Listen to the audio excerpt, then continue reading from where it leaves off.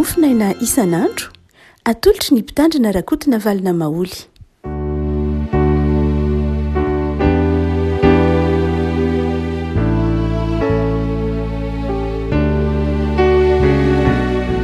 Fahalimarahabatsika ravako malala tratra ity alaroby fa 17 ny volana desambra ity ny boky Isaia mpaminany toko 110 Isaia toko 110 andiny voalohany ka hatramin'ny 70 no mofinainantsika ry havako. Isaia toko 110 andiny voalohany ka hatramin'ny 70 aminaran'i Jesosy. Ary isy solofo mitsimoka eo amin'ny fototry Jese ary isy mitrevona avy eo amin'ny vakany. Ary ny fanahin'i Jehova hiditra ho aminy dia ny fanahin'ny fahendrena sy ny fahazavantsaina, ny fanahin'ny fanoloran-tsaina sy ny faherezana, ny fanahin'ny fahalalana sy ny fahatorana an' Jehova, ary ho anitra kasitrahana aminy ny fahatahorana an' Jehova.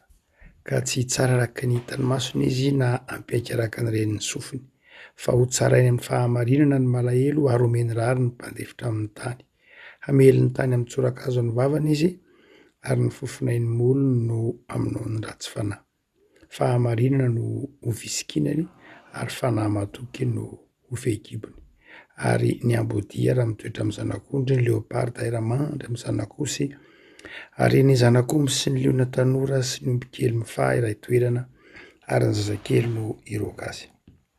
Ary ny omby vavy sy ny bera hiarakomana, ny zana ny hiara-mandry, ary ny liona hihinana amin'ny lolo tahaka ny omby. Ny zaza minono hilalao amin'ny lavaky ny vipera, ary ny zaza tsaha minono hanintsitra ny tanany eo amin'ny lavaky ny menarana. Ary tsy andratra na hanimba ny eran'ny tendrombohitro masina izy, fa ny tany ho endrika fahalalana an' Jehova tahaka ny anaroran'ny rano ny fanamban'ny ranomasina.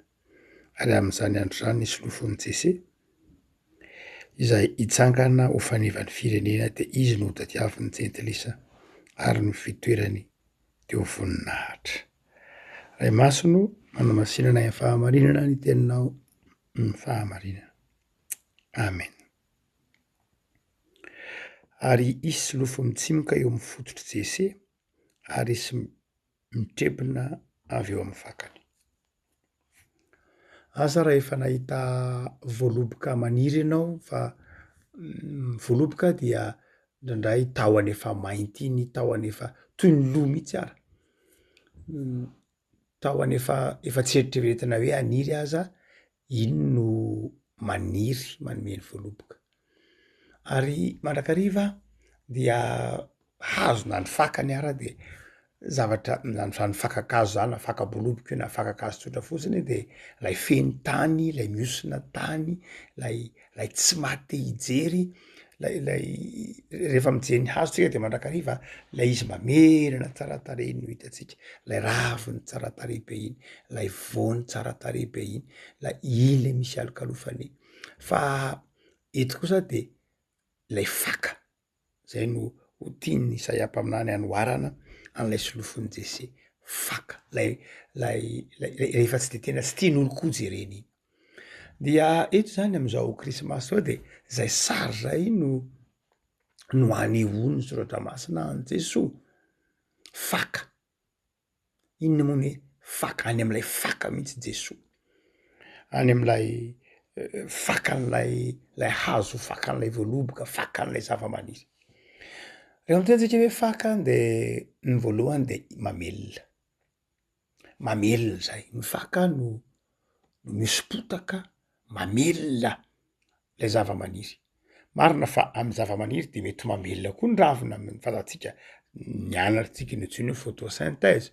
Mamelona ny ravina, miaina amin'ny alalan'ny ravina ny zava-maniry, fa zava-dehibe nefa ny rano izay trohan'ny faka. Zava-dehibe ny sakafo, ny tsiron'ny tany zay trohan'ny faka.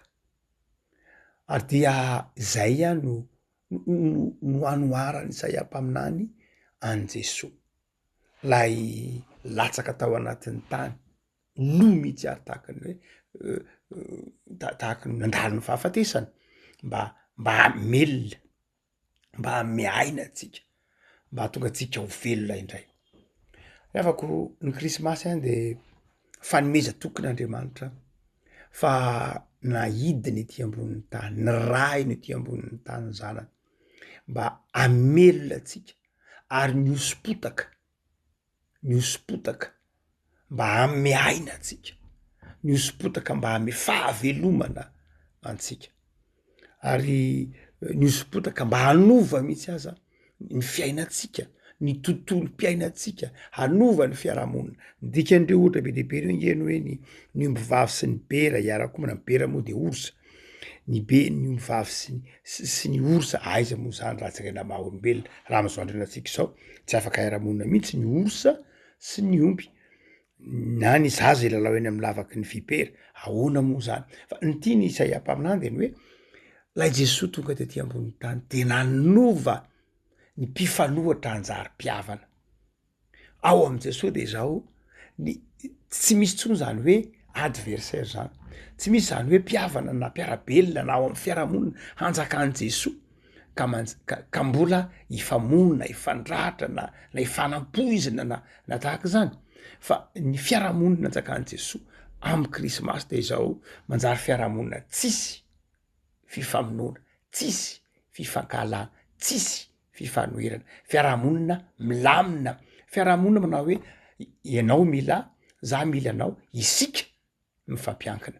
Ary izay toe-javatra iny dikany hoe Krismasy, dikany hoe Krismasy de ny fahatsapanao hoe zava-dehibe aminao Andriamanitra, fa zava-dehibe aminao koa namanao.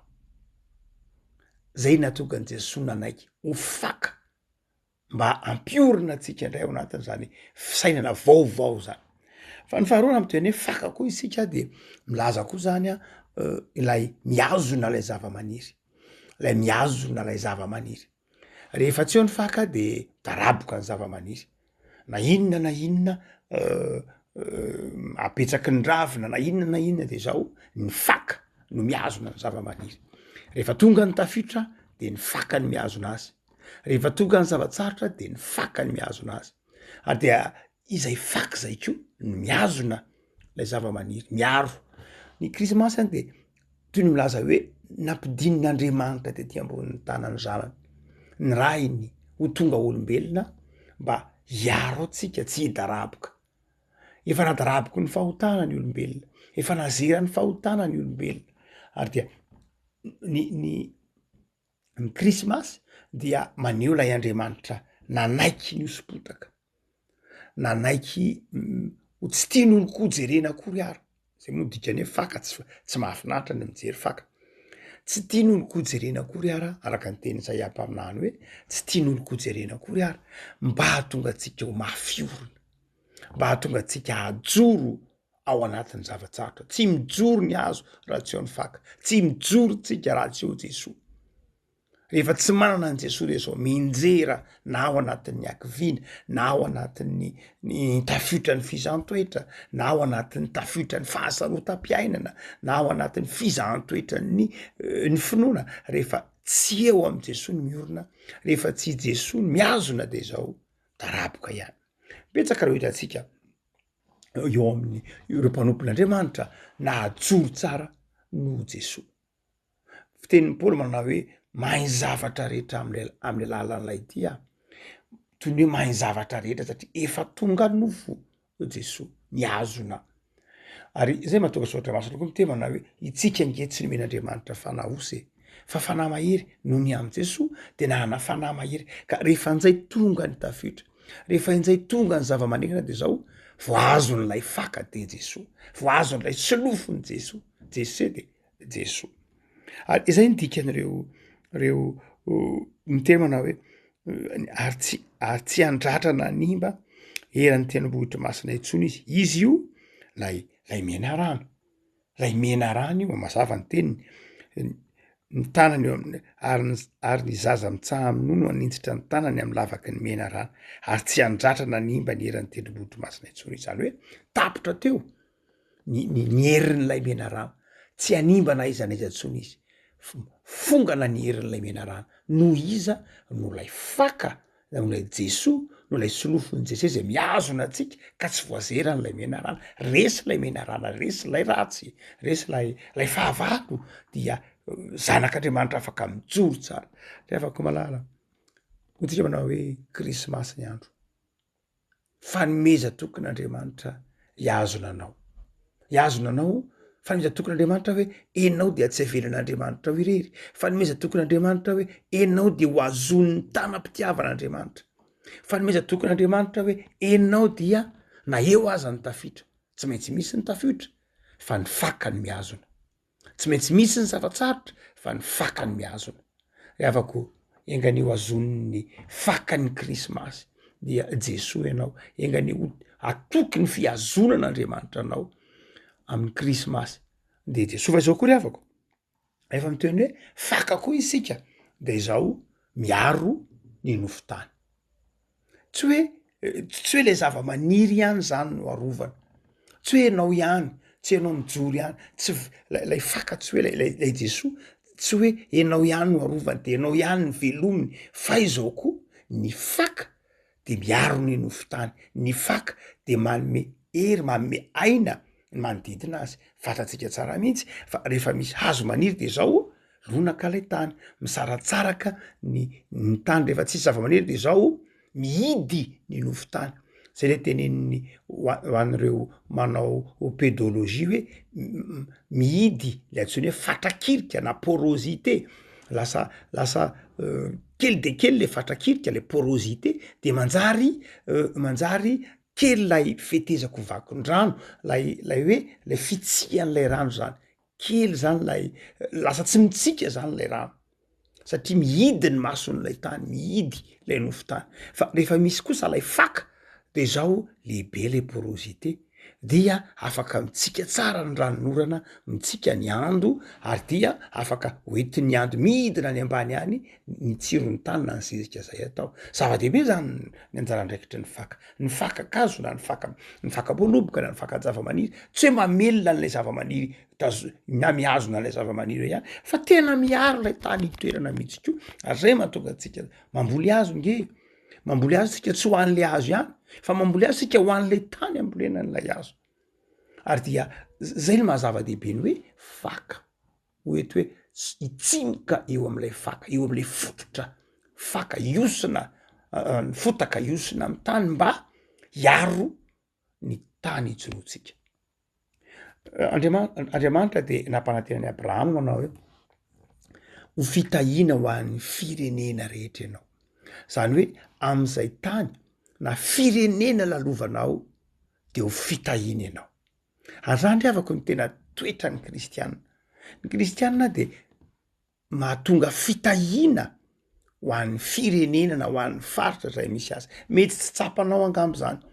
inona koa moa ny fitahina hoety koa zaza madinika kely ty na zaza zao ty ten'Andriamanitra manao hoe ho fitahina ho an'ny firenena rehetra ianao ny mpino zany io amy toerana zay misy ianao de satria ianao nandray an'lay faka nandray an' Jesoa de manjary faka koa ianao ka manjary tahina lay faritra lay firenena na lay tokatrano na lay fiarahamonina misy ianao tahina izy ianao mety tsy mahatsiaro an'zany fa tahina izy noho ianao no lay mpanompon'Andriamanitra tsarotsika tsara ny tomanin'ny Abrahama tamy Sodoma sy Gomora hoe de ho aringanao miaraka amin'ny marina ve ny diso ho aringanao miaraka amin'ny diso ve ny marina raha mba misy olona marina 20 ao de miady varotra moa i Abrahama zany hoe no lay marina de ny teny Andriamanitra am'le sanatry amiko nandringana ny marina miaraka amin'ny diso